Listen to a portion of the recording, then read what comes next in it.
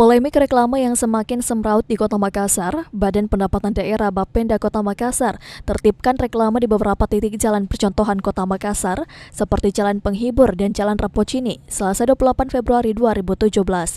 Pemilik toko yang memiliki reklame juga mengaku tidak masalah dengan penertiban reklame, hanya saja dilakukan dengan tiba-tiba.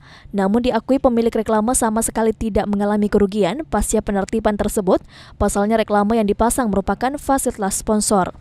Kalau masalah reklame itu kan dari pihak brand yang sponsor dari pihak kita pengusaha nggak ada yang gituan.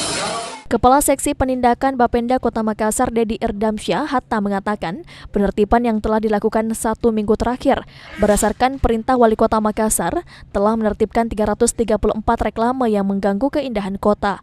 Reklame di sini agak semrawut, makanya Wali Kota menjadikan contoh dulu ini.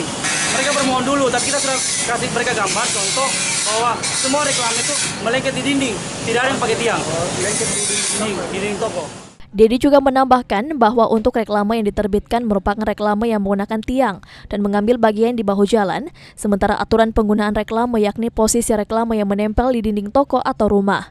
Ira, Fajar TV.